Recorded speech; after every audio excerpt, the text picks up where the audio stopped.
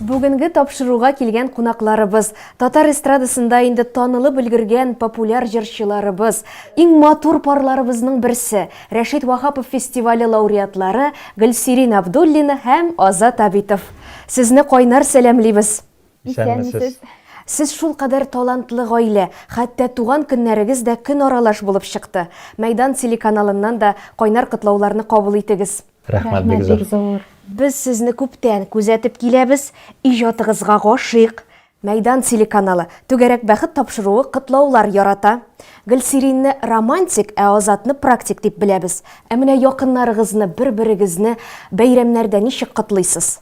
Якыннарыбызны без төпләп котларга тырышабыз. Һәрберсенә үзенчәлекле бүләкләр эзлибез. Инде бер-беребезгә килгәндә монда мин кырырак, Гөлсирин менә матур итеп котлый бирә инде. Романтик. Сез мәхәббәт хакында күп җырлыйсыз, ләкин бер караштан булмаган мәхәббәтләр дә бар. Сезнең фикерегез ничек икән? Хисләр дуслыктан тирән мәхәббәткә кадәр ничек үсәләр икән? Аны инде гади сүзләр белән аңлатып булмастыр инде.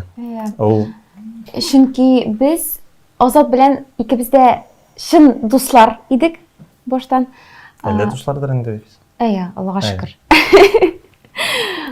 Менә мин кызлар белән уртак тел таба алмыйм дип тә уйлыйдым элегрәк.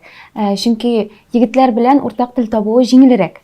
Һәм инде менә Азат белән бик якын дуслар булып киттек без Вахапов фестиваленә бергә эшли башлагач.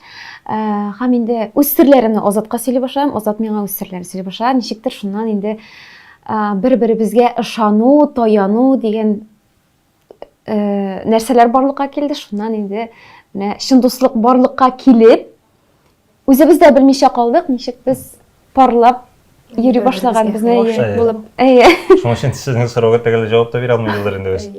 Азат, син Гөлсирингә тәкъдимне сәхнәдә ясадың. Ә тормышыгызда еш креативлык күрсәтәсезме?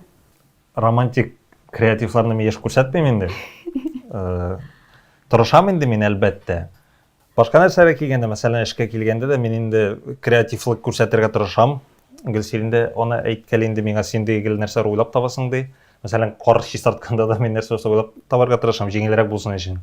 Ул яктан менә креативлык бар дип саныйм инде. Мин эшенә кирип нәрсәдер эшләргә тырышам. Бөтен нәрсә түгел булырга тиеш минемчә.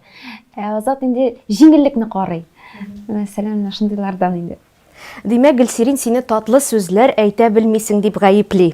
Тикшереп карыйк әле. Мәйдан телеканалы аша түгәрәк бәхет тапшыруында яраткан тамашачыларыгызга татлы сүзләрегезне җиткерегез әле. Яраткан тамашачыларыбыз, сезгә барыгызга да беренчедән саулык телисе килә. Бәхетле яшәгез, яратып яшәгез. Барлык кешегә сөйләмәгән хыялларыгыз чынга ашсын. Аны бу сүзләр миңа Гөлсирин өйрәтте. Ул дөреслекне генә сөйли, шуның өчен сезгә шуны телисе килә. Хөрмәтле тамашачылар, сезгә барыгызга да бәхет, шатлык, озын гомер телим. Күкләребез аяз, тыныч булсын иде. Бер-берегезне яратып, хөрмәт итеп, дус мөнәсәбәттә яшәргә язсын.